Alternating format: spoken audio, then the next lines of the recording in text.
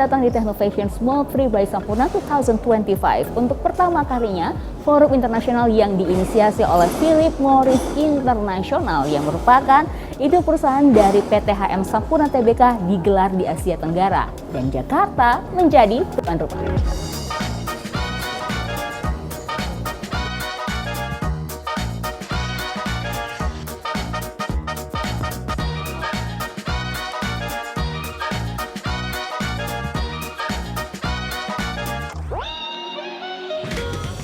Forum ini membahas peran sains dan teknologi di balik produk bebas asap yang merupakan sebuah inovasi bagi para pengguna nikotin dewasa yang masih ingin terus menggunakan produk tembakau. Berbeda dengan rokok yang dibakar dan mengeluarkan asap yang mengandung zat berbahaya dan berpotensi berbahaya, produk bebas asap tidak melibatkan pembakaran, melainkan melalui proses pemanasan yang menghasilkan uap atau aerosol. Di sini saya juga mendapatkan kesempatan untuk berbincang dengan Tomoko Ida selaku PMI Director Scientific Engagement tentang perbedaan fundamental antara produk bebas asap dengan rokok konvensional. Hi Tomoko, nice to see you again here. Welcome to Jakarta. Nice to see you. Thank you for having me.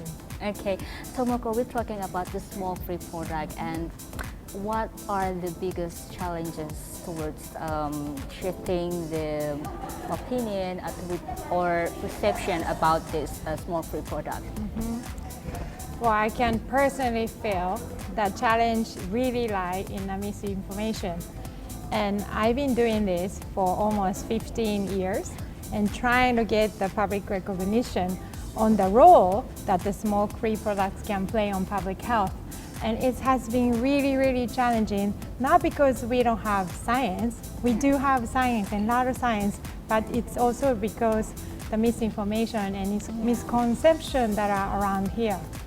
And you know, when people have wrong information or do not have access to accurate information, it really creates confusion, right? Like we saw in the beginning of COVID, when people didn't have information, wear mask or not wear mask. So that really caused confusion in a society, and that is really leading to act of not doing anything, inaction, or the outdated policy. And we actually find it the same in our field when the government or the public do not have access to the accurate information and it's misled by the wrong information, they make wrong decision, not the decision that based on the science or evidence. Okay, well, we talk about the misinformation that been going around in everywhere about the smoke-free product. Also, there are some even think that smoke-free product is more dangerous than cigarettes. What do you think about this? Like, can you explain to us? Is it really true? Look, first, we have to understand that it's burning. That is the primary cause of smoking-related disease, right? And a lot of people do not know. So we're still in the process of disseminating this information. And at the same time, a lot of misinformation like popcorn lungs or youth using these products is coming up. For example, popcorn lungs, it's a total false. You know what the popcorn lung is? I don't really have idea about popcorn lung. Right, so people have this picture that use of vapor to change their lung to popcorn. But it's actually not true. This whole thing started from the popcorn factory. The workers are working in the popcorn factory and one of the chemicals are causing them to the lung injury. But that is not what's happening with the vaping. Actually, not even with the cigarette.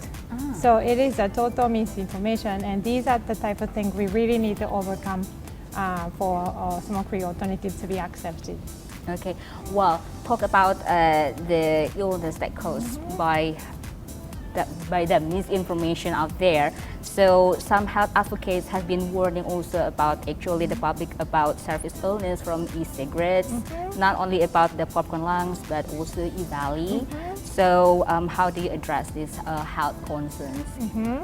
So e-valley is another one that keeps popping up. It actually happened result of regulation and law enforcement. So e-valley, what it was, is that people who are using open tag vaping, they will open up the vape and they were putting the cannabinoid oil, right? So that oil was containing vitamin E acetate, which was causing the lung injury at the concentration that was in.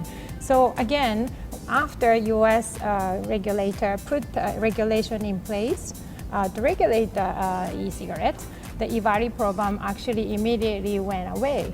So it's really about having a proper regulation and law enforcement to eliminate this kind of program. Okay, so can we say that actually is the smoke-free product doesn't give any risk, something like that? Again, we said smoke-free products is not risk-free, right? We say these products are for healthy adults who would otherwise continue smoking. So by default, we are always comparing to continuing smoking. So it is not risk-free, but it's a better alternative for those who will continue smoking. Okay, and also in the forum earlier you mentioned about some countries that like Japan, also Sweden, where they are successfully reducing smoking prevalence in their country. Like, how do you see in another countries? Like, will it happen as well in another countries? Absolutely, absolutely. So countries like Japan and Sweden really had these smoke-free products available and acceptable, right, for smokers, so that they can move away from cigarette and get rid of the burning effect of the products.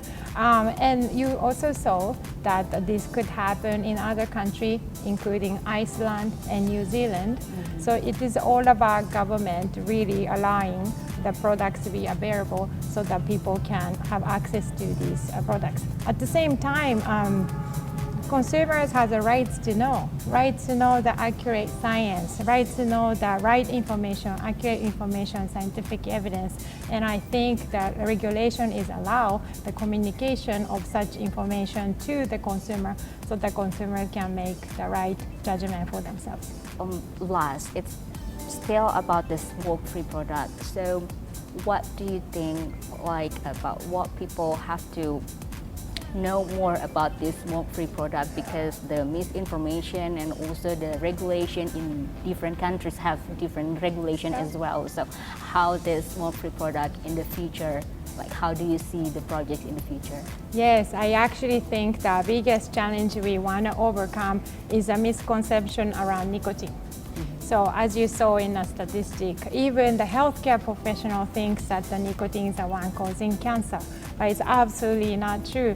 Nicotine is not carcinogenic, nicotine is not cardiovascular toxicant, not respiratory toxicant. Really, it is not a primary cause of disease, right?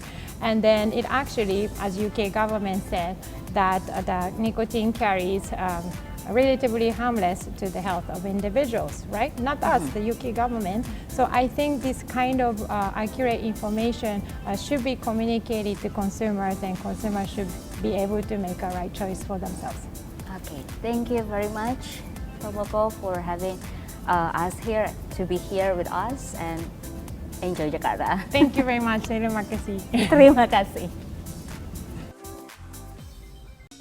Philip Morris International melalui PTHM Sampoerna Tbk menunjukkan komitmennya untuk mengembangkan produk bebas asap di Indonesia melalui investasi senilai $330 juta Amerika untuk pembangunan fasilitas produksi dan advance laboratorium di Karawang, Jawa Barat.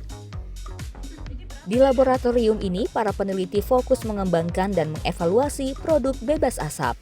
Upaya ini menjadi bagian visi jangka panjang perusahaan untuk menghadirkan masa depan yang lebih baik dengan mengedepankan inovasi ilmiah berbasis data dan uji coba ketat di tingkat lokal dan global. Transparansi informasi dan dasar ilmiah adalah kunci agar konsumen dewasa bisa membuat keputusan yang lebih baik. If you don't smoke, don't start. If you smoke, quit. If you don't quit, then change. Sampai jumpa.